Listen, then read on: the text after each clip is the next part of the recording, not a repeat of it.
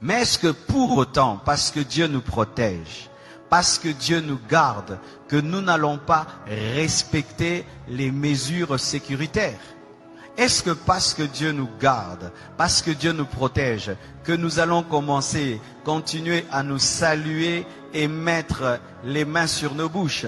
Est-ce que parce que Dieu nous protège, que quelqu'un va tousser à côté de moi et je vais lui dire tousse encore? Est-ce que parce que Dieu nous protège, que quelqu'un sera enrhumé à côté de moi et plein de fièvre, que je veux lui dire ça ne fait rien? Non. L'équilibre. Je n'ai pas peur de la mort. Je n'ai pas peur de la maladie, mais je ne dois pas tenter Dieu. La Bible dit que vous boirez des breuvages mortels et vous ne mourrez point. Mais est-ce que pour autant tu vas prendre le poison? Si par mégarde on t'empoisonne, Dieu te protège. Mais si tu sais que le plat est empoisonné, tu ne le prends pas.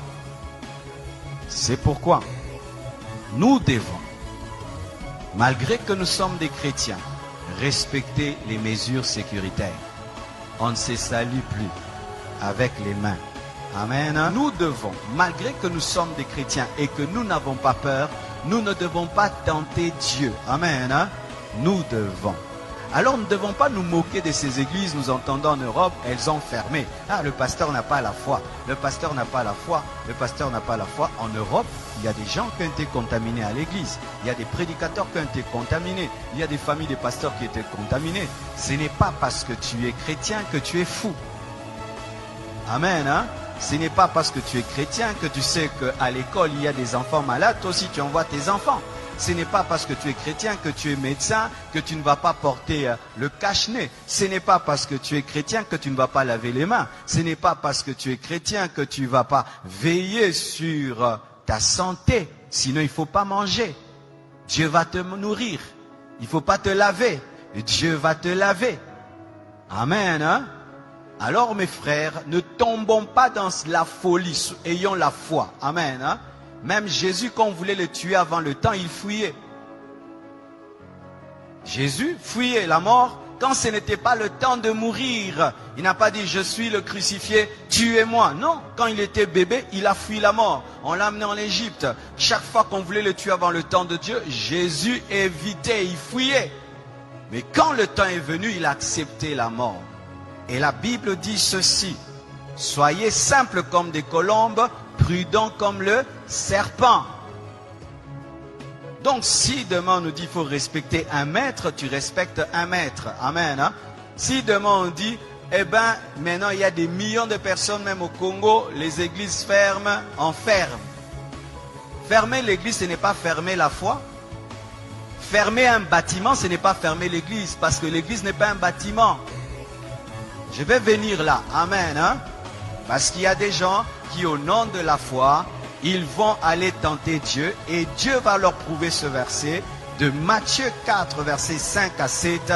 La Bible dit dans Matthieu 4, versets 5 à 7, le diable transporta Jésus dans la ville sainte, le plaça sur le haut du temple et lui dit, si tu es le Fils de Dieu, jette-toi en bas, mets-toi en danger. Si tu es le Fils de Dieu, jette-toi en bas, mets-toi en danger. Dieu te protège, car il est écrit, il donnera des ordres à ses anges à ton sujet, et ils te porteront sur les mains.